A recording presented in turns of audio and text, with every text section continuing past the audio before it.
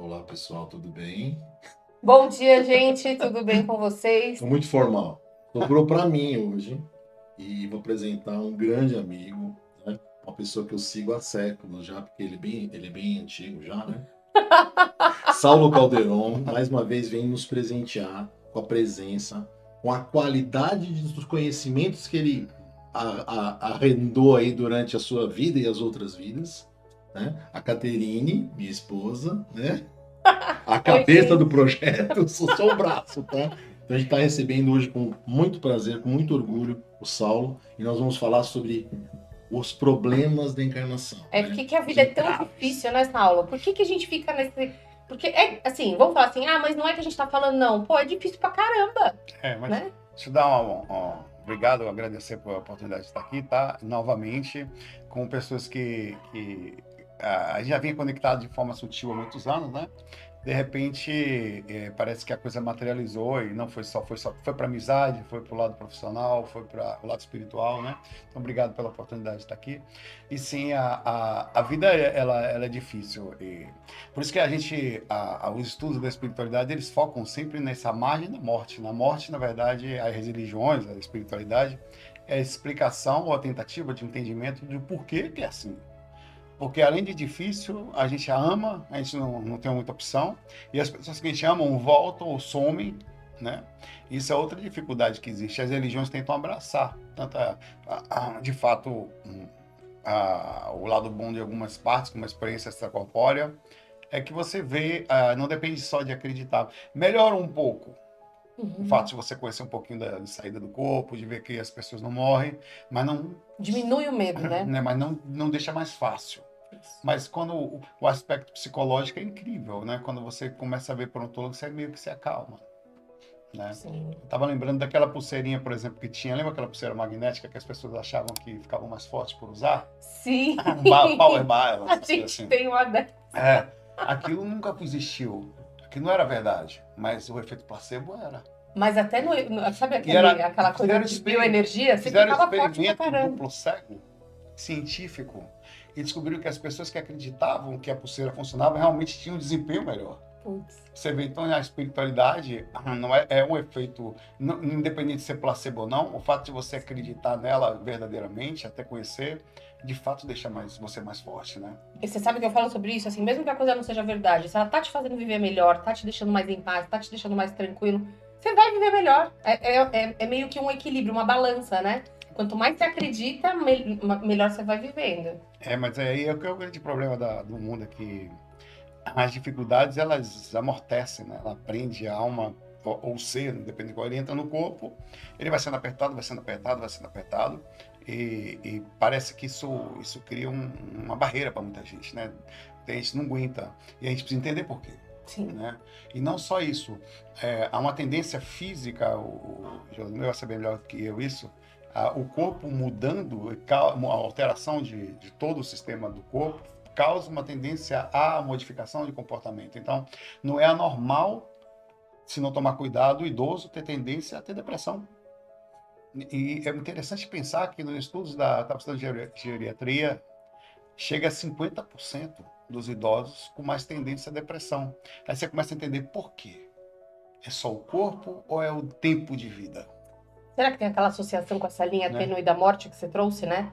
Porque o envelhecimento vai trazendo a morte aparentemente mais perto, né? Vai deixando você mais frágil, você vai diminuindo, você fazer um monte de coisa, de repente você já não faz mais. Limitações, As né? limitações, né? As limitações totais, físicas, você já de repente já não é mais tão bonito também, as pessoas são atrativas, de repente elas não são mais, e você tem que lidar, talvez seja um dos pontos da vida, talvez a própria tristeza, essa força de a gente sentir assim, por que é assim que é?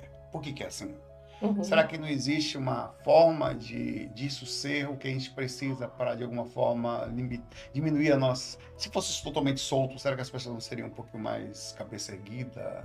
Quantas não são assim, né? Uhum. Será que isso não faz essa parte difícil da vida, em alguma esfera, também seja parte do aprimoramento da alma? Né? Da necessidade que a gente precisa até de entender alguns valores, né? Eu acho que isso é uma... Por isso não é fácil. E por que é assim? Eu sempre fico me perguntando. Às vezes eu saio das respostas prontas, né? Eu tento gostar de uma coisa mais filosófica para poder... Não, você trouxe uma coisa, agora eu viajei aqui, fui pra um lugar assim, tipo assim, imagina, se tá todo mundo, tá acontecendo isso com todo mundo, e aí vai acontecer com você, né? Que eu falo que só não tem a sorte de envelhecer quem morre antes. Assim, Porque, né? todo mundo quer ficar jovem, mas ninguém quer morrer. Ninguém quer morrer, né? E aí acontece isso com todo mundo. Será que não é uma grande escola pra gente olhar e ver que existe uma repetição e tem alguma coisa além pra ser visto? Que nem você falou, sair das perguntas prontas e olhar pra além do que aquilo tá demonstrando, né? E a A gente gente... fala bastante, né, que tem coisas que a gente não tá enxergando, Sim. não tá ouvindo. E tem coisas que estão ali implícitas, né? O desapego, ele é também difícil. Desapego de tudo. Desapego da juventude, desapego das coisas que você fazia, desapego das pessoas que você ama, e às vezes desapego financeiro, porque a pessoa quando se aposentar, dependendo da situação, ela muda o padrão de vida. Você falou, né? Desapego da utilidade que você sempre teve, né? José fala que os pais de família, que são provedores, né? Quando eles chegam nessa fase onde eles deixam de fazer essas coisas e tomam um outro papel na família, às vezes a pessoa se perde. Porque ela tá muito ligada a essa utilidade de prover, né? E a evolução para Alzheimer também, né? Porque a pessoa sai do centro das decisões, tudo passava por ela, ela mantinha tudo, grandes empresários, né? Donos de empresa, empresa familiar. Ele começa a perder importância porque ele começa a não fazer mais o que ele fazia com eficiência. E talvez tenha um processo automático. Quando você para de fazer isso, você inverte a sensação, começa a parar de não ser mais tão decisivo, e aí você talvez até organicamente, sem querer, dá um aviso de desistência. Sim. O seu corpo fala, eu não quero, já que você não quer mais, eu vou parar de funcionar como um atrofiamento de um músculo, talvez, né? Sim. O próprio cérebro talvez esteja aí uma parte da... Claro que a gente vai tentar trabalhar a medicina para curar, né? Uhum. Para chegar à cura disso, mas a verdade é que deve ter um comportamento no meio disso. Deve ter uma decisão, né? Ou até inconsciente. E é interessante que esse não é nosso tema, mas é um tema bem legal, assim, para você olhar, né? Essa decisão que vem antes do problema aparecer. Não, mas Caramba! ele é nosso tema, É. porque leva a dificuldade da vida. Né? Pô, caramba, uma dificuldade lidar com isso, né? Eu É. decido que eu não quero mais alguma coisa e a parte responsável do meu corpo começa a parar de responder. Exato. Só que interessante que a gente olhar para essa decisão que vem antes, né? Isso é metafísica, né? A metafísica estuda justamente isso, né? A pessoa diz, em que momento ela desistiu? Ela nem sabe. Ela tomou um trauma, às vezes acontece numa morte de uma pessoa, num término de uma relação, num problema de uma profissão que não deu certo, ou uma frustração, e ela naquele momento ela impacta ela. Aí talvez dali ela muda o comportamento, o sistema, você sabe, o sistema da gente muda. Você mudou o pensamento, você mudou seu sangue na mesma hora, porque a quantidade de hormônios, por causa de neurotransmissores, tudo muda. Então você já é como se avisasse, eu não, até a própria consciência, eu não quero mais estar aqui. Então, aí vamos pro Saulo Calderon, que fala muito de aura, né? É. Antes de entrar no corpo, entrar nos seus sistemas, né? Você já colocou na aura essa informação. Essa decisão foi até para a aura primeiro, antes do consciente. Eu acho que tem pequenas reações. Você tem a reação, é que nem um susto. Você tem a primeira reação se você olhar o corpo. O primeiro susto, você tem a adrenalina. E depois o cortisol. Quer dizer, o cortisol é o que vai manter você por mais tempo. Acho que deve acontecer parecido na aura. Você tem o primeiro impacto, aí a aura já muda, mas ela ainda não é permanente. Quando você começa a ter um comportamento constante, a aura muda permanentemente, aí eu acho que o sistema orgânico vai junto, e com isso deve ser aí a dificuldade de se mudar, porque na verdade a pessoa criou uma homeostase em outra história. Ela acostumou, isso é difícil você pensar isso, né? A gente só percebe isso quando a gente perde. Você só percebe que estava feliz quando você sai de uma determinada situação. Você só percebe que estava bem quando você não está mais. Você percebe que respira bem quando você passa a não respirar mais. Só percebe que não tinha... Nossa, esse da respiração é muito legal, porque é isso mesmo. Outro dia eu falei para você, sabe qual que é o corpo perfeito? É o que você esquece que tem corpo. Exato. Esse é o perfeito, não importa que formato que ele tá. Estou esses dias com gripe, eu não consigo dormir direito, eu fico dormindo sentado. Eu falo, cara, velho, uma coisa tão massa... E eu não percebo, assim. Eu falo, tomara que eu nunca esqueça mais disso, como é gostoso. Eu vi um vídeo teu lá atrás, que você falou assim, não, eu preciso largar o vasoconstritor nasal. Eu larguei. Lembra? Largou? Você falando? Eu usava o tal do nariz, não gosto de falar, não, mentira. Eu usava um cara aí, e eu encontrei um médico na farmácia, um negócio assim. O cara tava na farmácia, e eu tava com ele na mão. O cara na fila, cara, aquele cara é um mentor, velho, ele falou pra mim. Eu falei, ele começou a conversar, eu falei, eu tô viciado. Ele falou, só tem uma forma de você sair. Tem duas formas de você sair disso. Pare você vai passar 2 semanas no inferno.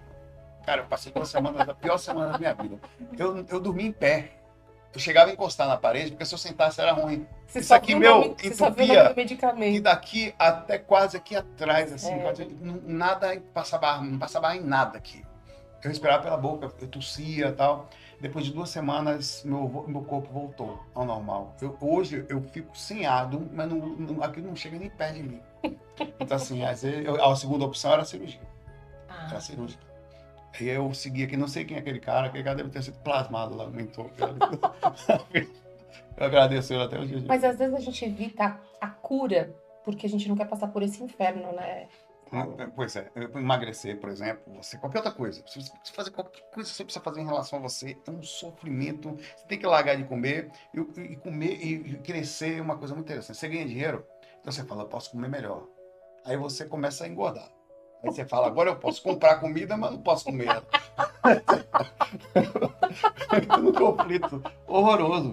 Aí eu falo, não, o que eu vou fazer agora? Pô, eu tenho dinheiro para comer, agora eu não posso comer. Coisa Tem que depressiva. tomar cuidado dos pensamentos, né? Ele pensa assim, não foi bom ter ganhado dinheiro, daqui a pouco começa a perder. Não, eu vou fazer o seguinte, eu vou parar de comer. Eu falei, aí você fica lá, o que eu vou fazer agora? Sei lá, vou comprar, vou jogar videogame, né? Ai, muito bom. Mas é isso mesmo. Mas eu fico pensando, né, sobre essa que